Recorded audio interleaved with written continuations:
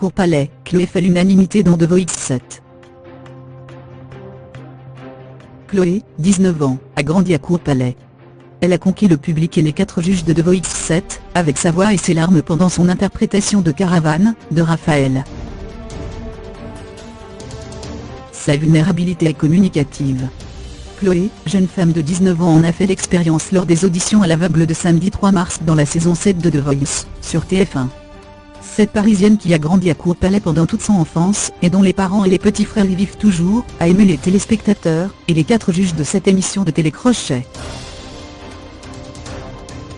Pendant son interprétation toute personnelle de la chanson Caravane, du chanteur-compositeur Raphaël, on la sentait fébrile, au bord des larmes.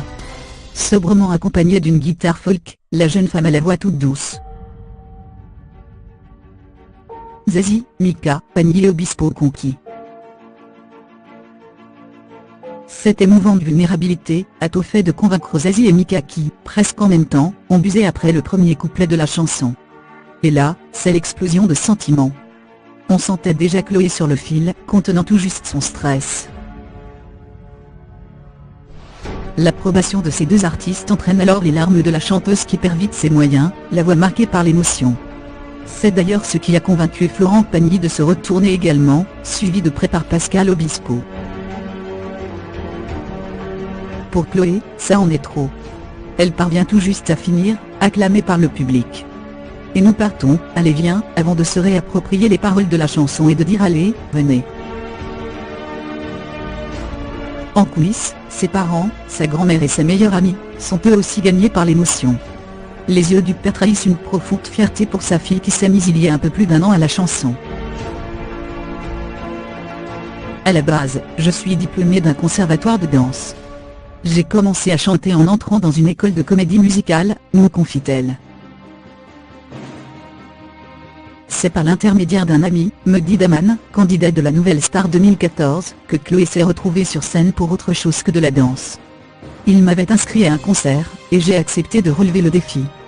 Cela s'est plus ou moins bien passé, j'étais complètement stressée, mais j'ai eu des retours positifs au final, se remémore-t-elle.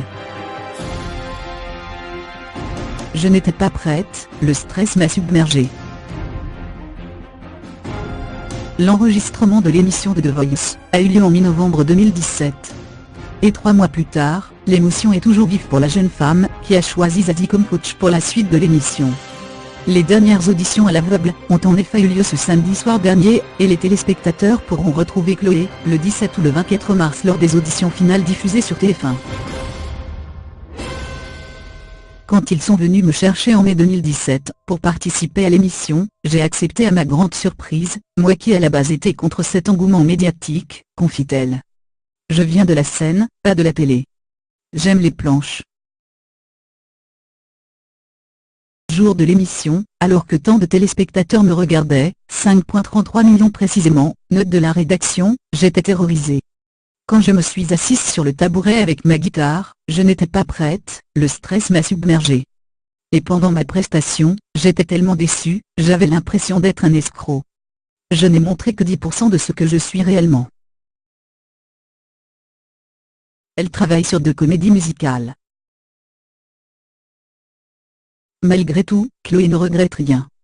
Pour moi, faire ça, c'était comme monter l'Everest. Je me suis trouvée très courageuse d'avoir osé aller jusqu'au bout. Et si c'est un tremplin pour l'avenir, alors tant mieux, je saisirai les opportunités qui se présentent à moi. Née dans les Vosges, Chloé a grandi en région parisienne, notamment à Ozoir-la-Ferrière mais surtout à Courpalais, village de la Brie dans lequel elle a résidé pendant 10 ans. Actuellement, elle prend des cours de théâtre, tandis qu'elle est serveuse pour payer le loyer. Mais son ambition est bien de vivre de l'une de ses passions, la comédie, la danse et la chanson, ou même des 3. Chloé est actuellement sur 2 comédies musicales. La première s'intitule Out au succès in Business with Reality, adaptée par la compagnie Selma, et dans lequel elle est comédienne et chorégraphe, un autre de ses nombreux talents. La seconde, Serran, adaptée par la compagnie 27 Saville, et dans laquelle elle a décroché le premier rôle. En outre, elle travaille pour sortir son premier EP, Extended Play, plus long qu'un single mais plus court qu'un album, avec ses propres compositions. Des débuts prometteurs pour cette jeune femme, qui croit en son étoile et fera tout pour la toucher.